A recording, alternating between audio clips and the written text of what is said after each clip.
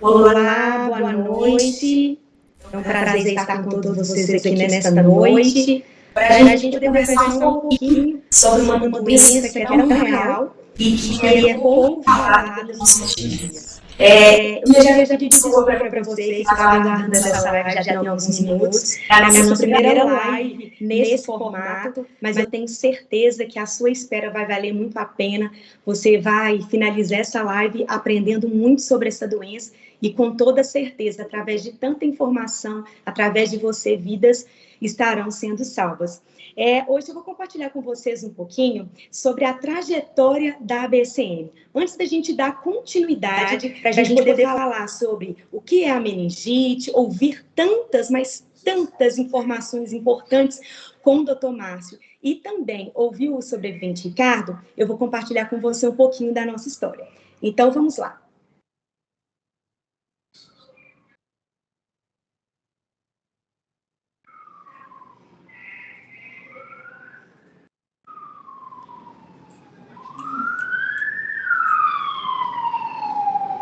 A BCM, ela nasceu através de uma situação que eu vivi junto com a minha família.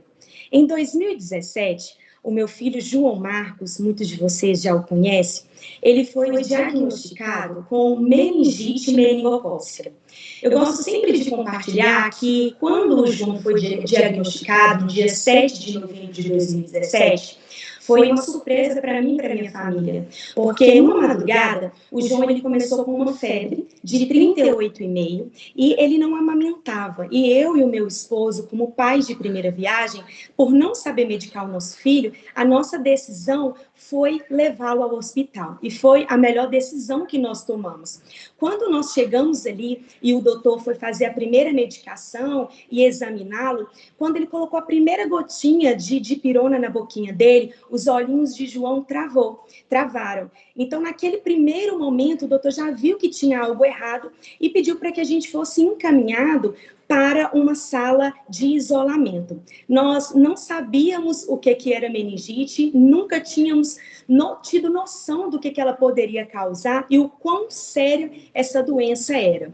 E a nossa jornada, ela foi mais de 100 dias na UTI, lutando pela vida. Aqui eu gosto de compartilhar um pouquinho com vocês dessa realidade, não para assustar, mas para poder mostrar o quanto essa doença ela é rápida, o quanto ela é avassaladora. Em menos de 48 horas, as extremidades do João começaram a necrosar.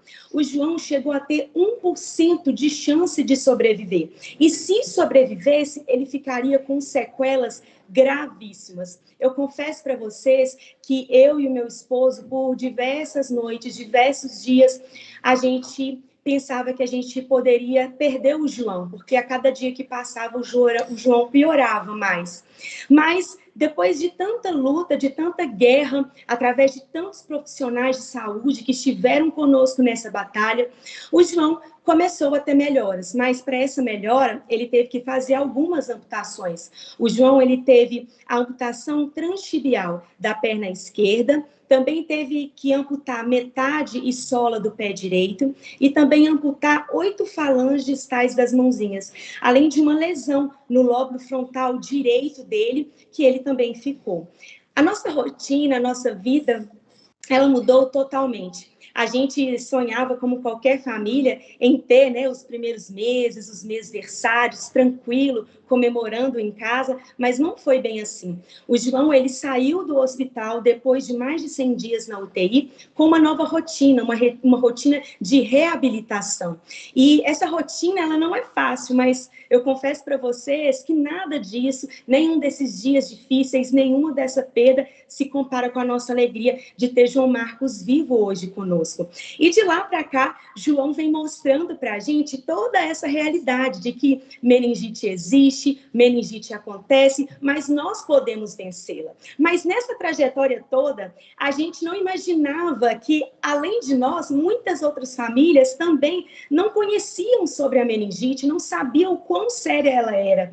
Então, veio no nosso coração em querer compartilhar com todas as pessoas possíveis a nossa história, para que pessoas não precisassem de passar por aquilo que nós estávamos passando. E nós compartilhamos tudo isso com os nossos amigos, e através dos nossos amigos em unidade, nós fundamos em 2021, juridicamente, a Associação Brasileira de Combate à Meningite. E hoje nós carregamos não somente João. João foi o motivo pelo qual a ABCM nasceu, mas hoje a gente carrega no peito cada sobrevivente e nós lutamos para poder dar voz a eles, porque eles não são números, a gente sempre fala isso, são vidas, e vidas que geram outras vidas. E já compartilho com vocês vão ficar impressionados, vocês que já seguem as nossas redes sociais, que são muitos os sobreviventes que muitas vezes a gente não conhece.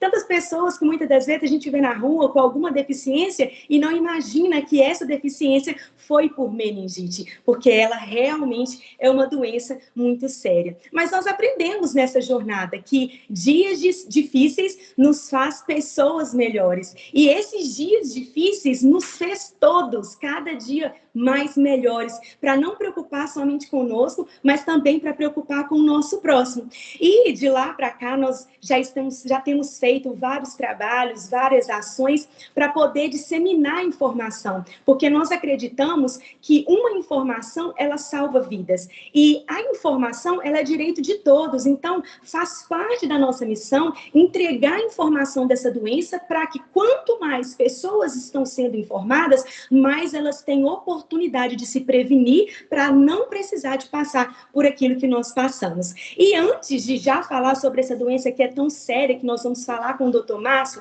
eu gostaria de já compartilhar com vocês um pouquinho daquilo que nós temos alcançado. Aí você vai ver um pouquinho dos nossos projetos, o nosso projeto escola, palestras que nós fazemos para poder levar conscientização de que meningite existe, meningite acontece, mas juntos nós podemos vencer essa doença.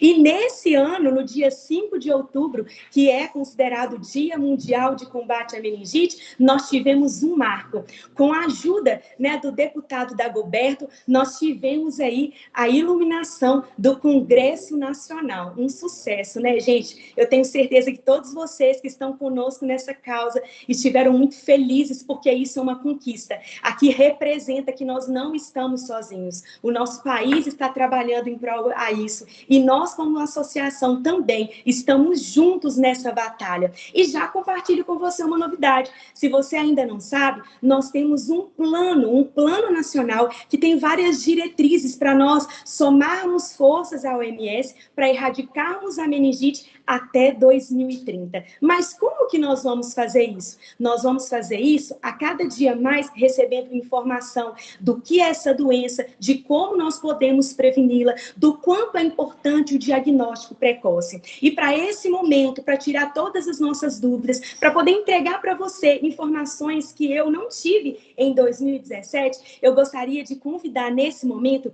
o Dr. Márcio. O Dr. Márcio, ele vai estar entrando conosco agora. Ele é gerente médico do Laboratório CN-Lipo de Diagnóstico, médico especialista em pediatria e em patologia clínica, medicina laboratorial. Fiquei nervosa, gente, ao vivo. Então, doutor Márcio, eu gostaria de convidar o senhor para poder hoje nos falar sobre essa doença, do que é a meningite, quais são esses sintomas que muitas das vezes a gente não consegue diagnosticar, não consegue perceber, quais são os meios de prevenção, como que a gente analisa e faz esse diagnóstico. Nós precisamos e contamos com o senhor hoje para poder nos ensinar mais e nos ajudar nessa causa.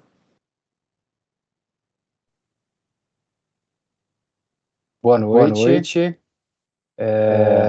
Obrigado pelo convite. A BCM, né? Associação Brasileira de Combate à Meningite, a BioMNE.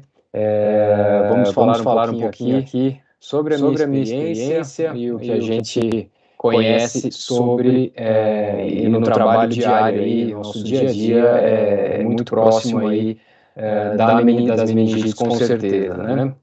Vou compartilhar aqui a minha tela. Deixa eu só um minutinho.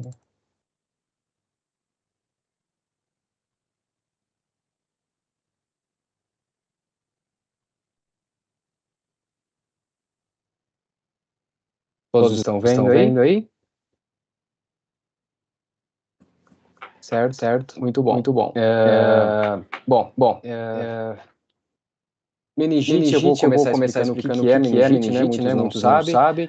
Nós temos aqui o nosso sistema nervoso central, né? Que ele é composto basicamente pelo cérebro e a medula vertebral, e ele é envolvido por três membranas, como se fossem capas, né? Uma mais grudada nesse sistema nervoso central, uma intermediária e uma mais externa. Então, essas são as meninges, né? Esses envoltórios do sistema nervoso central são chamados meninges, né? Nós temos três meninges. Olhando aqui no recorte, né, o couro cabeludo, a tábua óssea e essa que está em azul, em rosa, em roxo são as meninges. Entre a meninge mais interna e a intermediária, nós temos um espaço, que é o espaço onde está o líquor, ou líquido cefalorraquidiano. Esse líquido que ele é colhido nos casos de suspeita de meningite, através de uma punção lombar, eu vou mostrar ali mais para frente, e esse líquido ele banha todo o sistema nervoso central e está em íntimo contato com as meninges. Então, qualquer processo inflamatório, infeccioso, neoplásico, hemorrágico, né? Eu vou explicar cada termo desse daí. Ele pode se manifestar no líquor, né? A gente retira um pouquinho do líquor, desse líquido, para análise, e ele que vai fazer o diagnóstico de meningite. Aqui uma representação só para entenderem também, seriam as meninges normais, né? E aqui as meninges inflamadas. Existe um outro termo que às vezes não é muito usado, que seria a meningoencefalite, né? A encefalite é a inflamação do cérebro, a meningite é a inflamação das meninges. Meningoencefalite é a inflamação de ambos, é um quadro geralmente bem mais grave do que só a meningite, tá?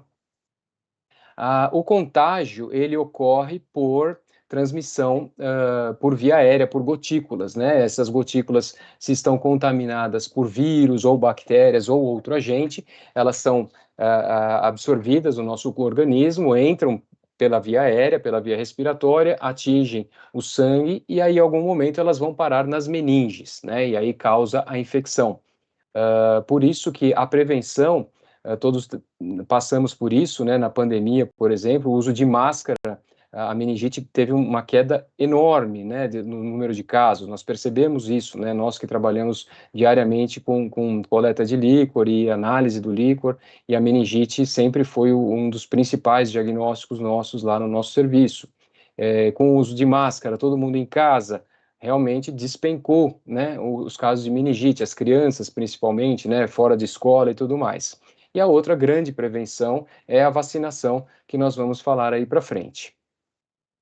Os agentes causadores das meningites são vírus, que é a grande maioria das meningites, bactérias, que são essas meningites mais graves, fungos são menos frequentes, e micobactérias, que é a tuberculose, basicamente, são menos frequentes, parasitas, como a cisticercose, também é pouco frequente, e existem outros casos de meningites que são autoimunes, associadas a neoplasias, né, ou a câncer, né, você pode ter uma meningite carcinomatosa, por exemplo, e hemorrágicas também, que são meningites causadas por sangramentos do sistema nervoso central.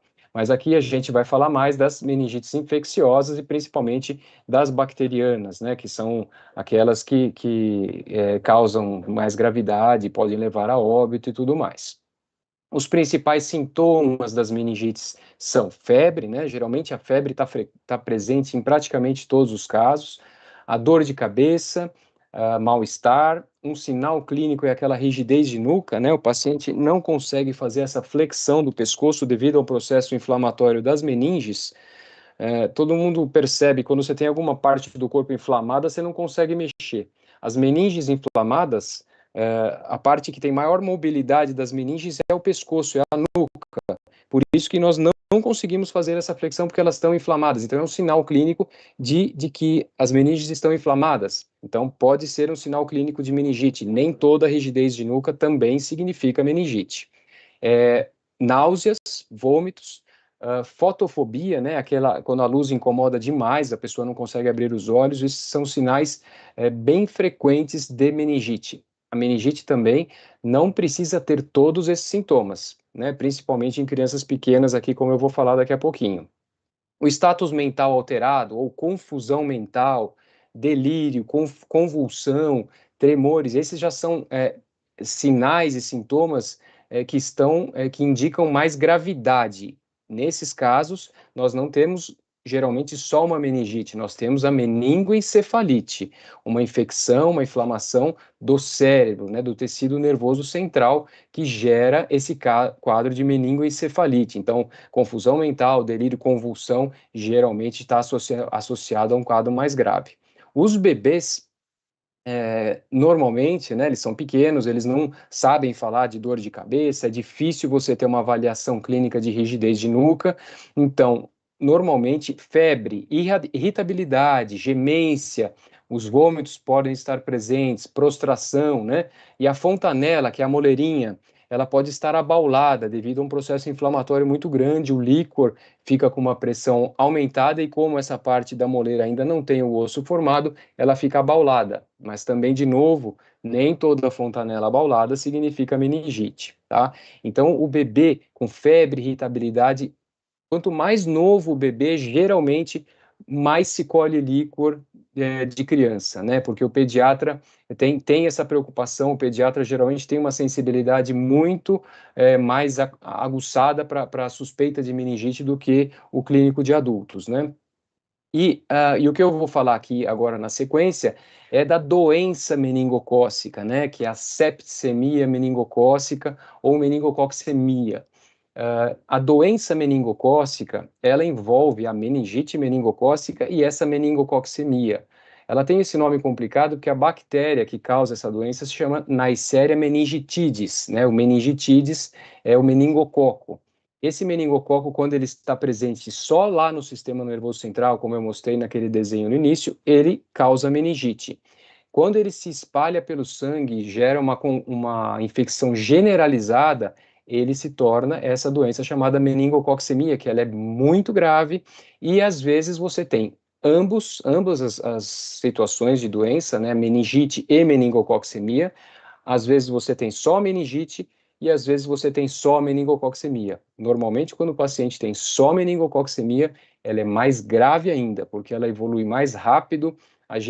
Os médicos têm uma dificuldade maior de se fazer o diagnóstico, de se levantar a suspeita, e ela tem uma evolução muito rápida e às vezes devastadora.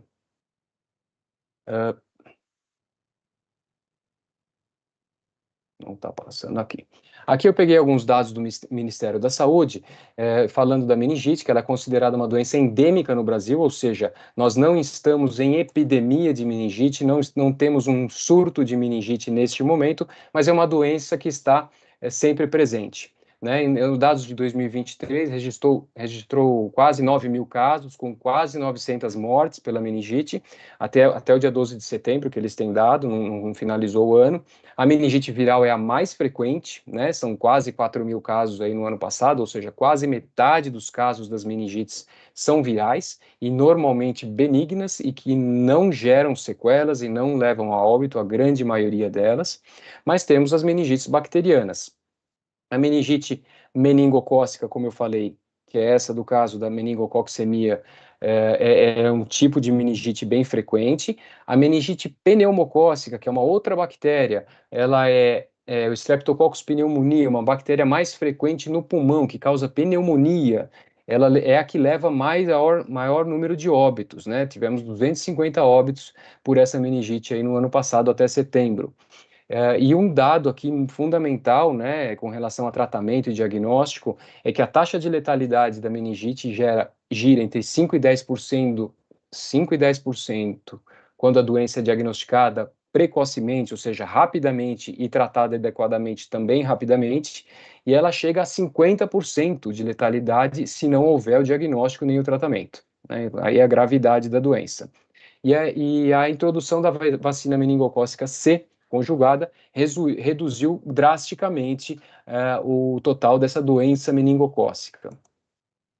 Aqui, para vocês verem um global, um gráfico, né, dos tipos de meningite viral, está como azul, a bacteriana como laranja, e os anos aqui embaixo, vocês verem como decaiu, né, o índice, o número de meningites com a pandemia. Foi bem nesse vale aqui, onde caem todos os índices de meningite devido ali ao afastamento, ao uso de máscara, porém, houve também diminuição da vacinação, né? Então, teve muitos casos ali no final de 2021, 2022, tivemos um aumento importante novamente das meningites devido a alguns deles à falta de vacinação.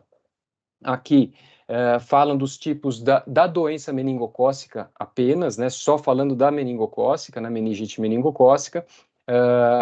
A maioria dos casos, infelizmente, ainda não temos, às vezes, o diagnóstico de qual tipo de bactéria que está causando a meningite bacteriana, porém, a meningite C era a mais frequente, e estamos vendo aqui que hoje em dia já não é mais a mais frequente, mas historicamente a meningite meningocócica do tipo C era a mais frequente. Com a introdução da vacinação também decaiu aqui nesse momento aqui de 2020 e 2021, junto com a pandemia, mas hoje em dia você vê que a doença meningocócica do tipo B, ela já passou, né, agora em 2024, o número de casos do que a meningite meningocócica C, porque ela ainda não temos essa vacina disponível, mas já vou falar na frente que temos um projeto de lei para que essa vacina seja introduzida aí no calendário vacinal. Só mais a última coisa aqui com relação à meningocócica, existe alguns tipos, né, de meningococo, B, C, W135 e Y, e temos a A também, que é praticamente não frequente no nosso meio. Aqui um dado só com relação à idade e sexo. A meningite, apesar da média ser 29 anos, mediana 26, ela é mais frequente nos extremos de idade, nos bebês, nas crianças e nos idosos, onde a imunidade é menor. E o sexo masculino, também sem muita explicação, é mais frequente a presença de casos de meningite. A prevenção, como eu falei, das vacinas é o principal, né, meio que a gente pode se prevenir, né, das meningites. Temos aqui no calendário nacional de imunização a vacina pneumocócica. Às vezes a pessoa fala, é a vacina da pneumonia. Sim, mas ela protege contra a meningite bacteriana mais grave de todas, que é a pneumocócica, contra essa bactéria Streptococcus pneumoniae. A pentavalente é uma vacina conjugada para outras doenças, mas dentro delas tem a hemófilos e influenza do tipo B, que hoje praticamente a gente não vê mais, é muito raro, graças a Deus, encontrarmos meningite por hemófilos influenza, que é uma bactéria muito grave também, que dá uma meningite muito grave, leva a óbito, leva a sequelas, mas essa vacina já está há mais tempo no calendário vacinal. Antes ela não era conjugada, ela era separada, né? Eram mais picadas que as crianças tomavam. Agora ela foi unida aí nessa vacina pentavalente, é picada a menos, mas ela protege também. Você vê o resultado, né, dessa vacinação. Temos a vacina meningocócica C, conjugada também, que protege contra a meningite meningocócica e a doença meningocócica, né, no geral. A vacina ACWY, conjugada também, que protege contra aqueles tipos menos frequentes no nosso meio. E aí o projeto de lei 1286 de 2023, que temos esse projeto de introdução da vacina meningocócica do tipo B.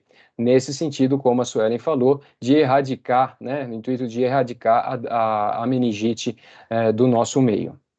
Aqui vou falar rapidamente como que é a coleta do líquor, é uma punção, uma picadinha que a gente faz aqui no lombar. Normalmente não é uma coleta tão dolorosa e que causa tanto medo nas pessoas, causa muito medo, mas a maioria das pessoas, principalmente em adultos, quando termina, fala: nossa, doutor, achei que ia ser pior, né? É para ser assim. Nas crianças, às vezes, porque não entende, você tem que fazer uma contenção, elas acabam chorando bastante, mas pela descrição dos adultos, a gente sabe que não é uma coleta feita por um profissional experiente, ela não traz risco, né? Aquilo que falam, vai ficar aleijado, isso é bobagem, é dito mito popular, não é assim. A gente faz a coleta numa altura segura, que nós não temos mais medula vertebral. Ela tem um componente de dor que é bem suportável. Nas crianças, esse incômodo de segurar, às vezes, acaba sendo pior para a criança do que a picadinha em si, né? E a gente vai com a agulhinha entre os espaços vertebrais ali das vértebras e atinge o canal, e o líquido já flui naturalmente por gotejamento ou por aspiração. São as formas que temos de colher. Pode ser colhido deitado ou sentado. O líquor, para que ninguém nunca viu, ele é um líquido transparente e incolor, como a água, nesse primeiro tubo da esquerda. Esse é um líquido, né, um líquor de aspecto normal. ele tem variações, né? Quanto mais infecção, mais alterado ele fica, ele vai perdendo a transparência, ele vai ficando turvo, opalescente primeiro, depois turvo, até chegar a ficar com aspecto de pus, né? Que seria, nesses casos de meningites bacterianas, né? O líquor fica purulento, como a gente fala. Aí tem casos como esse tubo do meio, que é um pequeno sangramento, o líquor amarelinho é normal no recém-nascido, ele sai amarelinho mesmo, mas transparente, né? A transparência é o que diz mais se você tem um processo inflamatório ou não. Esse da direita é um líquor ali pós-hemorragia, pós-AVC, e que isso aí não é o que traz problema para o paciente. Isso aqui já é um líquor que está em resolução, né? O paciente está com uma doença em resolução. Então, o aspecto do líquor, quando sai turvo, que é o segundo tubo aí, ou até purulento, é o que chama mais a nossa atenção.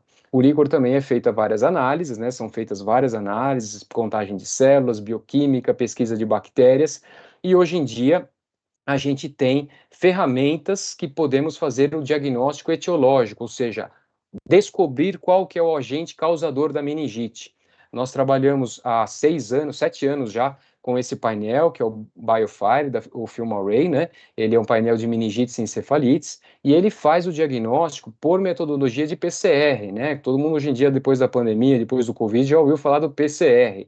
O PCR é uma metodologia de biologia molecular, onde a gente consegue detectar o material genético do agente causador, né, do patógeno, que pode ser DNA ou RNA, e em pouco tempo, em poucos minutos, coisa de 1 hora, 1 hora e meia, né, a gente consegue fazer o diagnóstico de que tipo de ou bactéria, ou vírus, ou fungos, né, que é o Cryptococcus aqui embaixo, que é menos frequente, mas a gente consegue, com um pouquinho só de menos de 1 ml, menos de meio ml de líquor, depois de fazer toda a análise de líquor, que já disse se tem meningite ou não, nós conseguimos correr esse painel em cerca de 1 hora e 20, 1 hora e meia, e ele detecta com muita sensibilidade, quase aqui 95% de sensibilidade, as principais bactérias que causam as meningites comunitárias, né, como eu falei aqui, a Neisseria meningitidis, Streptococcus pneumoniae, o Haemophilus, entre outras aqui menos frequentes,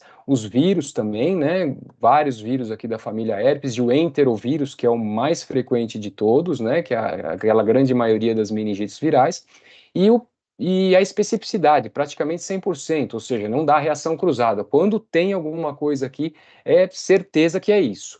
E como ele tem uma sensibilidade muito alta, ele vale também para o negativo. Quando temos esse painel negativo, praticamente ele descarta que a meningite seja por algum desses agentes, né? Pode ser algum outro agente indeterminado, mas esses agentes que são os mais frequentes, a gente consegue descartar e dar uma segurança também para o médico, para a família, no intuito de segurança de dar o tratamento mais assertivo, né? Você, por exemplo, não precisar deixar um paciente numa UTI 1 semana com antibiótico quando dá uma meningite viral, ou quando dá uma meningite bacteriana, uma meningocócica, uma pneumocócica, você já entra com antibiótico já de imediato, e muitas vezes você consegue, né, como mostrou a estatística, um resultado muito mais eficaz e salvando vidas, né? Aqui só uma representação, que esse teste realmente ele é muito rápido, ele é muito preciso, ele é altamente, eu sempre falo que para mim todo líquor com meningite deveria se fazer esse painel, né, um painel aqui que eu já falei, chama FilmArray. Aqui é uma experiência do nosso serviço, né, aqui é a nossa empresa, o CN Líquor Diagnóstico, nós estamos aí há 40, a empresa está há mais de 40 anos, quase 50 anos no mercado aí, né, fazendo esse tipo de diagnóstico. O Instituto Carlos Ceni, o Dr. Carlos Ceni, que instituiu esse projeto, é um projeto de incentivo, aí, assim como a BCM, de divulgar conhecimento, mostrar, né, tudo que nós sabemos e podemos fazer no sentido de dar o diagnóstico, promover saúde, né?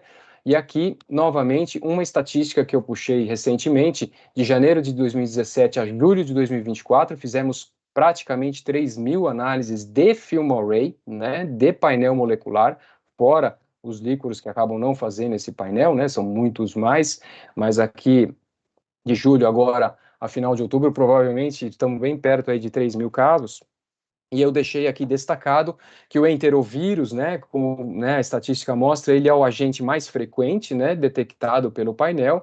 O Streptococcus pneumoniae é a bactéria mais frequente detectada, né, mas podemos ver aqui também que o Neisseria meningitidis e o Haemophilus influenza, que eu falei que é raro, aqui a gente pode até pensar que é uma amostra um pouquinho mais viciada, né? A gente detectou muito hemófilos esse tempo todo, mas a Neisseria meningitidis ela é muito mais frequente do que hemófilos na nossa experiência.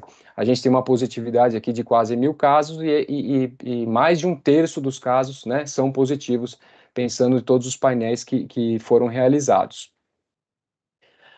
E agora, recentemente, a melhor notícia que a gente recebeu, né? A Comissão Nacional de Incorporação de Tecnologias do Sistema Único de Saúde, a CONITEC, ela recomenda a incorporação desse painel de teste, né, por PCR multiplex. O multiplex significa que são vários testes na mesma amostra, né, rápida e você é abrangente, né? E ela recomenda que esse teste entre no rol de exames cobertos aí, né, pelas operadoras, para que ele seja mais facilmente acessível a todo mundo, né? Como eu falei, toda meningite deveria fazer esse painel.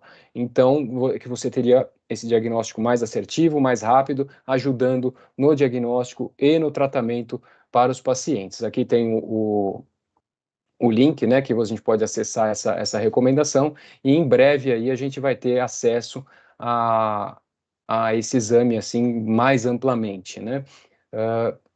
É isso que eu tinha para falar, estou disponível aí para dúvidas, e acho que agora a Suelen dá andamento aqui na nossa apresentação, não é isso?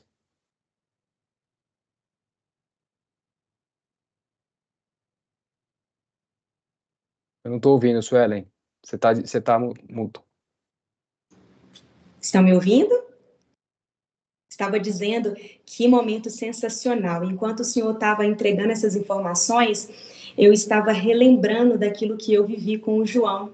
E quando ele fez a retirada do líquor, e o doutor falou que realmente estava com alguma alteração, né?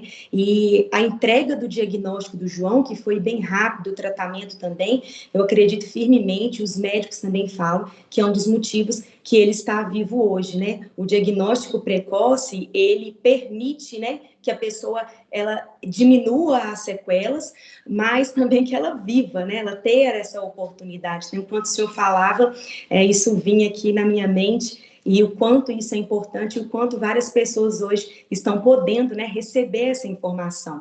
E, doutor, a gente teve uma pergunta aqui que eu queria perguntar para o senhor já nesse momento. A pergunta foi a seguinte: quem pegou meningite uma vez pode pegar novamente? Olha, pode, né? Mas essas doenças, a doença meningocócica, ela é muito mais difícil de você pegar novamente, porque a imunidade gera uma memória, né? Uma memória imunológica muito maior do que as outras. A doença pneumocócica, por ser uma a meningite pneumocócica, por ser uma bactéria encapsulada, ela pode recorrer, de recorrência, né? Porque a meningite pneumocócica ela evolui com um tipo de sequela que ela forma abscessos, microabscessos no cérebro. E ali, que a meningocócica não faz isso, né? Então, a pneumocócica, sim, pode ser recorrente, a gente vê casos de recorrência.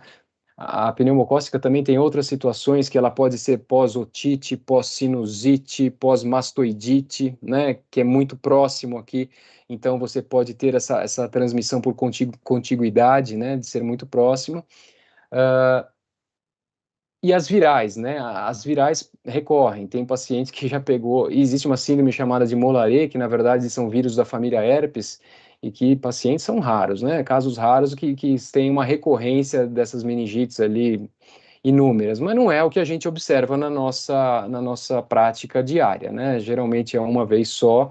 E meningocócica eu acho que eu nunca vi recorrência, tá? Pneumocócica sim, algumas vezes, né? Então, eu acho que essa é a resposta aí que...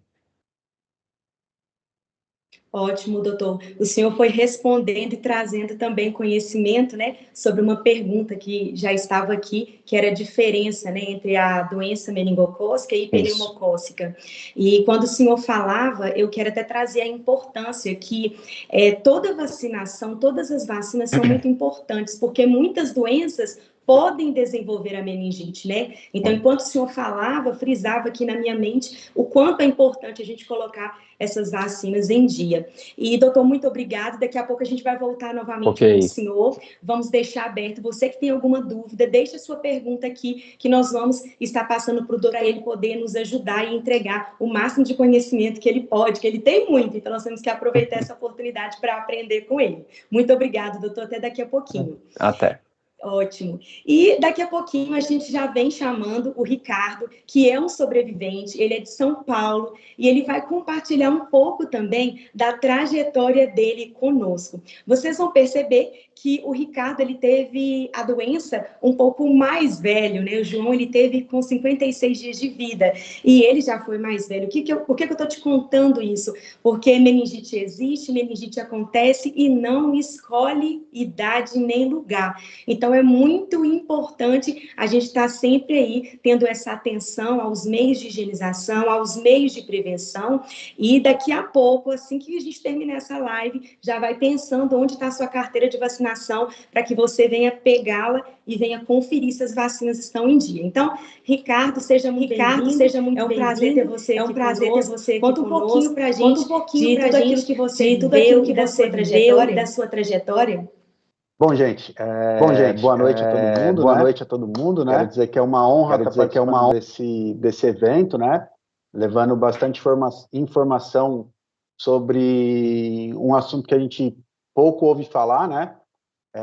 No meu caso, a meningite, eu tinha uma ideia de que ela fosse uma doença que a gente pega só quando criança, né? E que a gente toma vacina e está totalmente protegido e livre dela, né? Inclusive, assim, com todo mundo que eu comento sobre a meningite, a primeira pergunta que as pessoas falam para mim, mas você não tomou a vacina? Então, assim, a grande maioria das pessoas também tem essa ideia que já está vacinado e protegido, entendeu? E não é assim, né? A gente vê aí, essa doença acabou me acometendo aí e quase me levou a óbito muito rápido, né?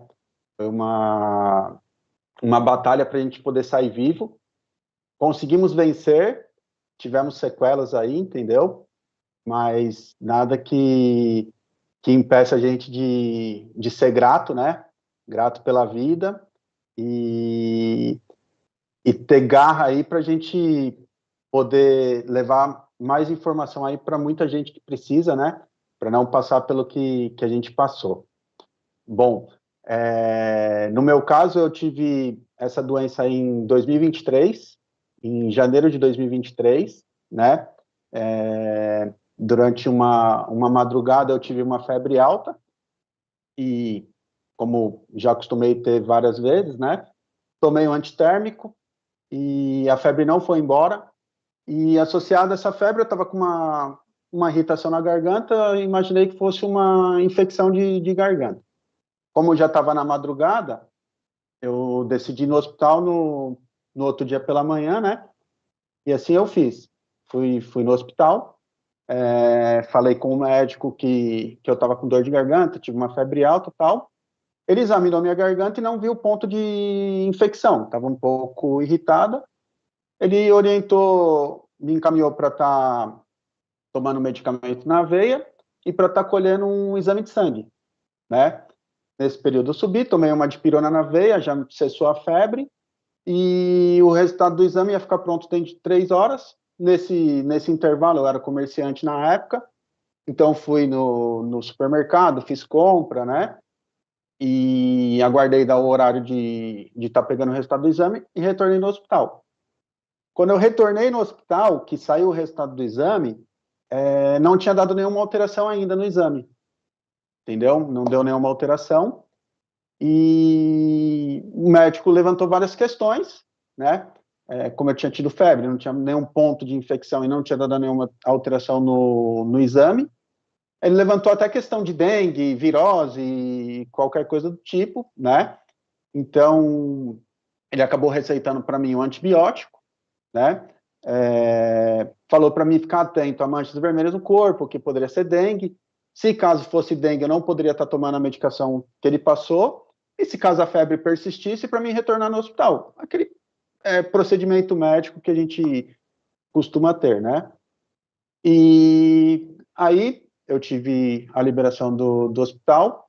E no caminho que eu estava indo até minha casa, ainda não tinha acontecido. Quando eu parei na farmácia para comprar os remédios que ele tinha receitado, me deu uma náusea e eu acabei vomitando na porta da farmácia. Até então não tinha tido nem náusea nem vômito, né? Mas até então achei que era normal. Fui para minha casa e deitei. Fui deitar e repousar. Não estava me sentindo muito bem. E nisso eu fui piorando. Eu deitei, dormi um pouco e acordei me sentindo muito mal, bem mal mesmo, né? E aí eu reparei que tinha uma mancha bem pequenininha vermelha na minha barriga. E eu imaginei até que fosse dengue. Só que no caso de dengue, a médica até comentou, falou, se for dengue não tem muito o que fazer, você não pode tomar esses medicamentos que eu te passei e você vai ter que se hidratar bastante, tomar bastante água. Aí tudo bem. Achei que era dengue, né? E eu nunca tive dengue, mas geralmente quem tem dengue fala que ela causa muito mal-estar, muita dor, tudo. Até imaginei que fosse mesmo. Mas eu estava me sentindo tão mal como eu nunca me sentia. Eu falei assim, pô, eu vou retornar no hospital, que às vezes, mesmo sendo dengue, o médico dá um medicamento na veia e dá uma melhorada, né?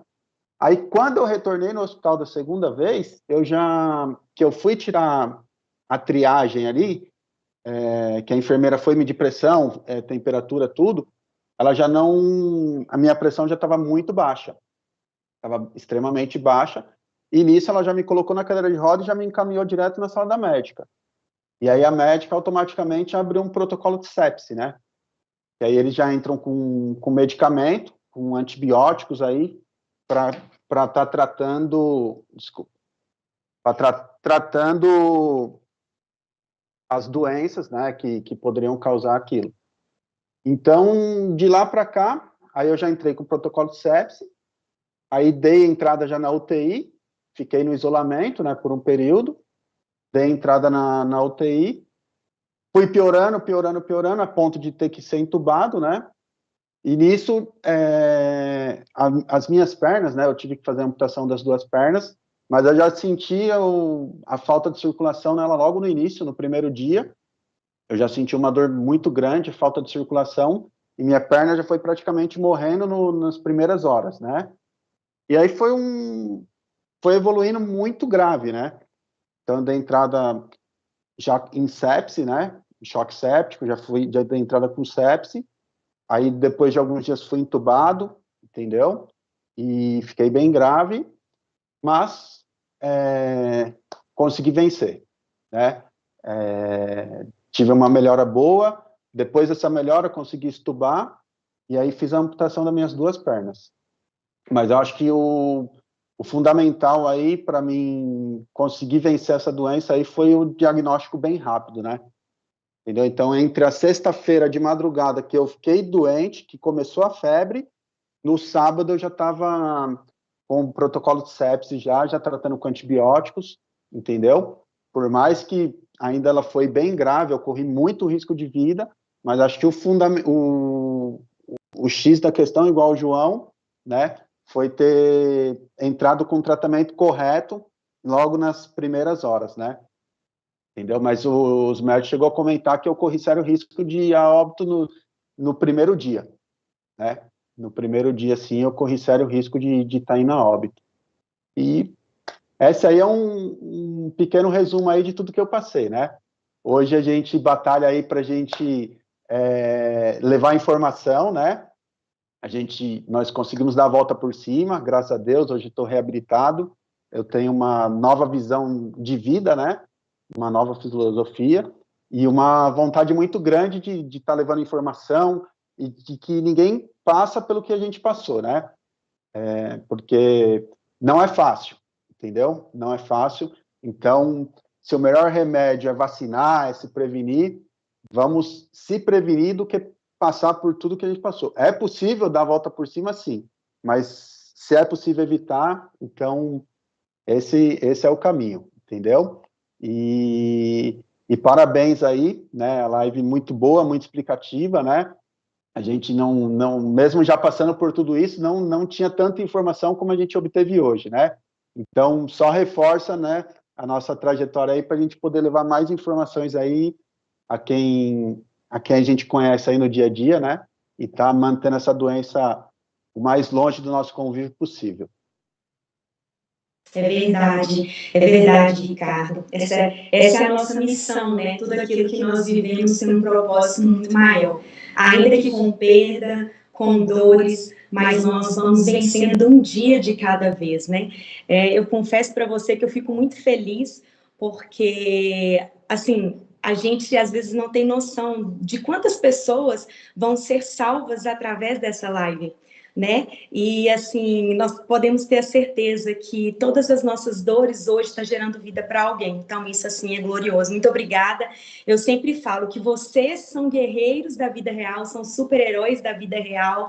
Tem um aqui em casa, o Dr. Márcio deve conhecer vários também, e eu também me relacionando com vocês, renova, né, a nossa força, o nosso vigor em lutar nessa causa, e nós vamos alcançar. Juntos, nós podemos vencer essa doença.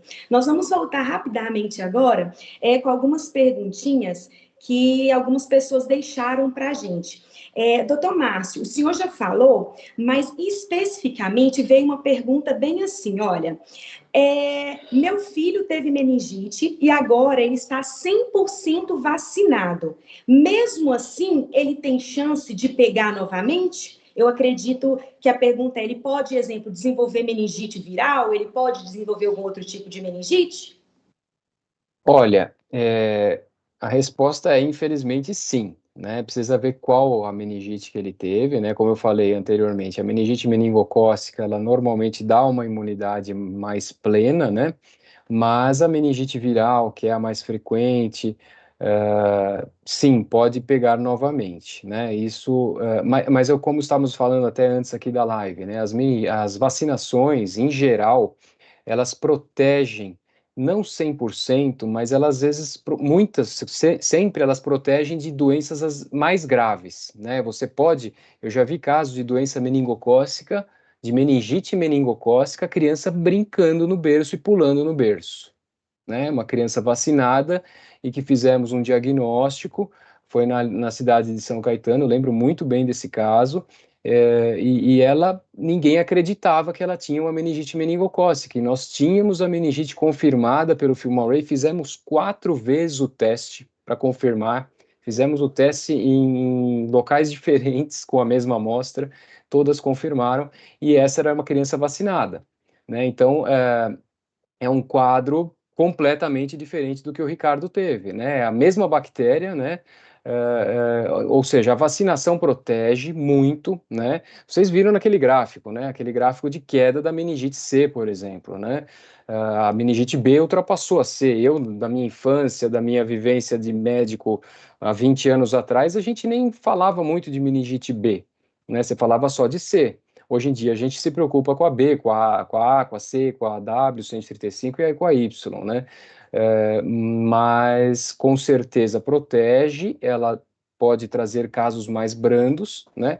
Mas dependendo do tipo de meningite, pode sim pegar novamente, principalmente a viral. Obrigado, doutor. O senhor falando, né, sobre meningite B, inclusive ano passado nós tivemos um surto, né, em Alagoas. Então, ou seja, intensifica, né, os nossos olhares para entender que a doença ela acontece, ela é real, né? Também houve uma outra pergunta de uma mãe. Ela disse bem assim, doutor: minha filha nasceu com um tumor benigno por fora da cabeça com 1 ano. E com 1 ano ela fez uma cirurgia. Depois de alguns meses, ela pegou meningite. Pode ter algo relacionado uma coisa com a outra? Pode sim. Nesses casos de neurocirurgia, né, quando você faz alguma neurocirurgia, qualquer que seja, você tem uma porta de entrada, que a gente chama, a própria incisão cirúrgica. Lógico, as cirurgias são feitas com a maior asepsia, com um ambiente estéreo, centro cirúrgico, mas o sistema nervoso central, como eu mostrei lá no começo, ele é completamente fechado, ele é hermético. E qualquer porta de entrada física, que é a cirurgia, por exemplo, por melhor que tenha sido feita a sutura, uma bactéria passa às vezes por ali. E essas bactérias, geralmente são bactérias ali da pele, bactérias hospitalares, então é comum você ter uma meningite, que a gente chama o nome complexo de nosocomial, mas é uma meningite hospitalar. Essa meningite dificilmente leva a óbito, não dá sequela, normalmente não dá, porque você já está em ambiente ali hospitalar, você já está com antibiótico, e essa meningite não passa para outras pessoas. Né? Essa meningite é diferente. Por exemplo, o painel lá, o FilmArray que a gente faz, o diagnóstico, são para meningites comunitárias, são essas que a gente pega na rua, né, de outras pessoas. Então, essa meningite, sim, possivelmente foi devido a um procedimento cirúrgico anterior. Ela pode ser até uma bactéria mais resistente a antibiótico por ser uma bactéria hospitalar, mas normalmente, pelo que a gente conhece do dia a dia, não é uma meningite que leva o paciente a óbito. Ele uma entidade ali de doença chata de tratar, muito tempo de antibiótico, antibióticos de mais largo espectro, mas ela não tem esse componente de agressividade, de gravidade do que uma meningite comunitária. Doutor, fazer Obrigado, doutor. uma pergunta. A vacina que nós tomamos no posto, que dá quando criança, qual que é a vacina que a maioria da população está protegida? Essas que eu falei, né? Tem a pneumocócica, a meningite C, tem a CYW. Essa nós tomamos no posto. Nós tomamos, aquelas que eu falei, todas são do posto. Existem vacinas no sistema particular por exemplo, a meningite B, eu não sei se ela já está disponível, eu acredito que sim. E, por exemplo, a pneumocócica, ela tem mais cepas, ela tem mais tipos de pneumococo, né? Existe uma pequena diferença entre as vacinas do particular ou do posto, mas aquelas que eu mostrei são todas que protegem contra a meningite, né? A pentavalente que tem o Haemophilus, a pneumocócica, a meningocócica C e a CYW. Tá. Porque quando meus filhos eram pequenos, né, passava no pediatra, a pediatra brigou bastante para me dar uma vacina particular, né? Então seria um reforço. Cada vacina tem as doses, a idade e o número de reforço. Tá. Né? No caso dele, acho que foram 2 ou 3 doses. No caso da doença meningocócica, também existe a que chama quimioprofilaxia. Você faz uma prevenção para os contactantes. Então, possivelmente, no seu caso, os seus familiares, quem tinha convivência perto, a pessoal da vigilância já corre, faz um rastreio, isso é o padrão, né? Mas faz a quimioprofilaxia, ou seja, dá antibiótico preventivo para quem teve contato, no caso da meningocócica e da hemófilos. A pneumocócica não existe isso, porque todos nós temos a bactéria na nossa garganta, na nossa boca, né? Então, a gente, às vezes, é portador e não doente, né? Por isso que a gente tem que ter o cuidado, principalmente com um bebê recém-nascido, aquelas coisas de visita, de beijo, isso aí me dá horror, sabe? Não pode, principalmente por causa da meningite. Os bebês não têm vacina ainda e não têm a imunidade suficiente para combater.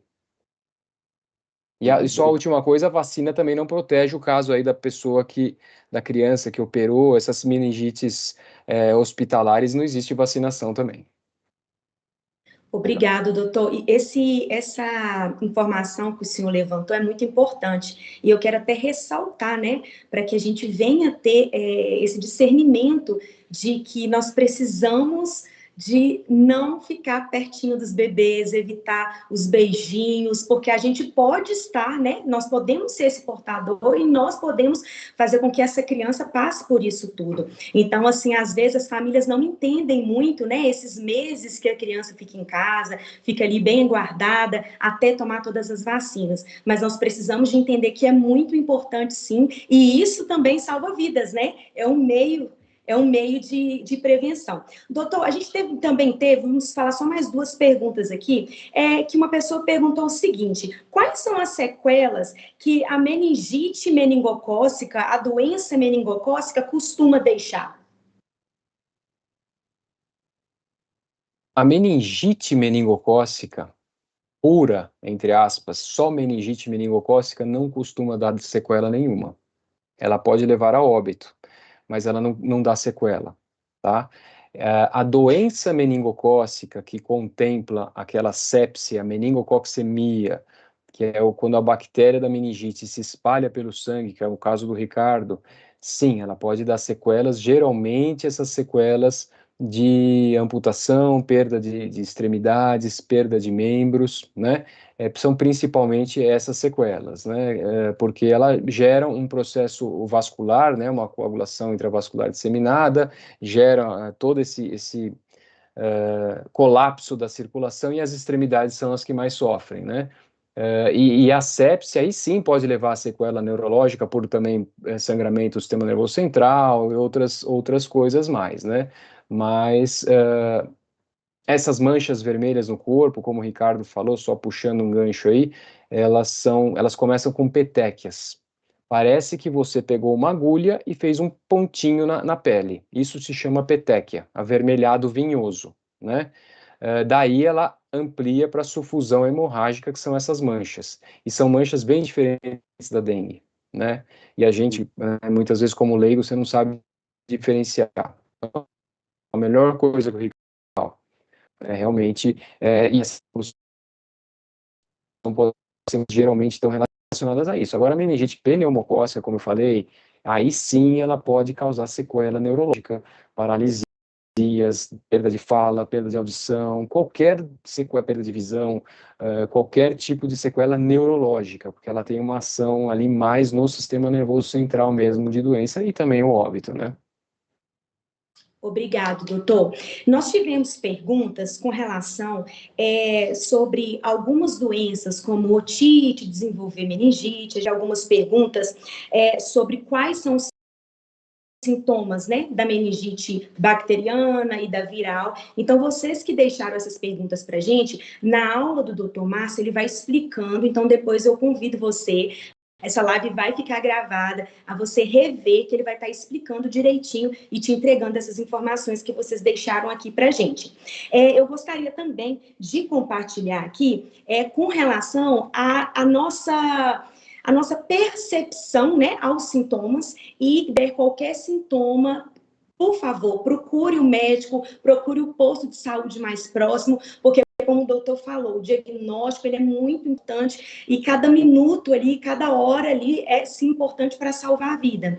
Outra observação, antes de nós finalizarmos, já estamos finalizando essa live, com relação à importância da vacinação. A vacinação é o meio mais seguro de prevenção. O doutor Márcio, ele deixou várias vacinas que nós temos disponíveis na rede pública que imuniza contra a meningite. Então, eu convido você a depois dar uma passadinha novamente nessa aula e conferir se essas vacinas estão em dias. E não é só para as crianças, para adultos também. Então, assim, pega a sua carteira de vacinação, confira. Se você tem alguma dúvida, entre em contato com a BCM, nós temos um canal só de fazer essa conferência de carteira de vacinação e nós estamos aqui para poder te ajudar, tá? Eu gostaria, antes de finalizar, Ricardo, que você deixasse uma palavra para cada um que está ouvindo aqui, você como sobrevivente, o que você deixaria aí para as pessoas de importante, depois de tudo aquilo que você passou, quais as palavras que você queria deixar gravado nessa live para cada um que está te ouvindo? Referente à doença, né? A prevenção é o caminho, entendeu? E, assim, nossa vida é o bem maior que Deus nos deu, né? Então, assim, às vezes a gente passa por determinadas coisas para servir de exemplo aí, né? Que hoje, até devido à sequela que eu tive, é uma forma impactante, né? As pessoas se impactam muito com a minha história, com a minha trajetória, e acaba prestando mais atenção, né? Dando mais importância. Então, assim, hoje eu encaro essa sequela aí da melhor forma possível, né? Eu aceitei ela, eu entendo que eu tinha que estar passando por isso, para mim servir de exemplo, para estar salvando muitas pessoas, né? Então, eu aceito, e tento levar da melhor forma possível, né? Hoje eu sou uma pessoa muito feliz. Desculpa, meu celular caiu aqui. Entendeu? Só para finalizar, sou uma pessoa muito feliz e não tenho nenhum questionamento sobre o que eu passei, né? Eu acho que eu tinha que estar passando por tudo isso para justamente hoje estar aqui e que outras pessoas não passem pelo que eu passei. E acho que é isso aí. Obrigada, Ricardo. Obrigada, é isso aí mesmo. Se nós estamos até aqui é porque nós temos um propósito gigantesco. E juntos, né, nós aqui, famílias de sobrevivente, você como sobrevivente, o doutor Márcio, como muitos outros também profissionais da saúde, instituições, a gente somando força, nós vamos sim ter dias sem meningite. Nós precisamos de acreditar nisso e para que isso ocorra, precisamos sempre de fazer a nossa parte, levando informação e, através da informação, fazendo aquilo que precisa ser feito, que é sempre praticar a higienização e colocar a vacinação em dia. Então, eu já deixo os meus agradecimentos aqui especiais à Biomerrier, que está conosco aí nessa participação da live, nos apoiando. Agradeço também ao Instituto Sene, que é um laboratório extremamente referente no nosso país e que, através deles, tantas vidas também têm sido salvas. Agradeço já ao doutor Márcio, muito obrigado pela disposição, pela entrega de conhecimento. Eu, como mãe, sempre falo, né, que às vezes a gente fica com tantas perguntas e a gente fica sem graça de perguntar numa consulta. Então, assim, esses ambientes promovem para nós um ambiente de esclarecer, né, todas as dúvidas que a mãe, que a família tem. Então, doutor, muito obrigado pela disposição do senhor, por o senhor estar conosco aqui nessa noite, tá? Mas foi um prazer, viu? E eu já deixo aqui a minha disponibilidade, né, para outras oportunidades, para apoiar vocês aí da ABCM. Eu trabalho com líquor e com meningite aí há 22 anos, né? Já fiz muita punção de líquor na vida e hoje em dia faço também a questão da parte da análise, do estudo e desse contato, né, com o médico, geralmente o quanto antes para passar um resultado alterado, né? Realmente, não sei, a vida, Deus me levou para isso. Eu nunca imaginei que iria trabalhar com isso na minha vida, né? Mesmo quando eu entrei em medicina e tudo mais. E é um prazer mesmo, e eu me coloco à disposição aí para ajudar e participar de outras, enfim, o que eu puder ajudar e passar de informação e estudar mais sobre isso sempre, né? Eu estou à disposição, viu? Muito obrigado, doutor, muito obrigado mesmo. Com toda certeza, todo o conhecimento que o senhor tem é para um propósito gigantesco também, né? É cada um unindo aí aquilo que Deus deu para que a gente venha salvar vidas juntos. Muito obrigado mesmo. E compartilho mais uma vez a informação de que essa live vai ficar gravada tanto no YouTube como também no Instagram. Então, depois, se você quiser rever, ela vai ficar aqui para você. E deixo também um recado para os sobreviventes que estão nos assistindo e também familiares. Nós estamos aqui para poder estar próximo de você. Então, se você ainda não faz parte da nossa instituição, nos procure no direct, que nós queremos te conhecer, queremos falar da sua história, porque você é importante e tudo aquilo que você passou tem um propósito muito grande também, tá? Então, fica aí a nossa live, já agradeço a todos que participaram conosco e com toda certeza nós teremos muitas outras e juntos nós vamos disseminando informação e salvando muitas vidas nas nossas cidades, através das redes sociais e em todo o Brasil. Muito obrigado, boa noite a todos.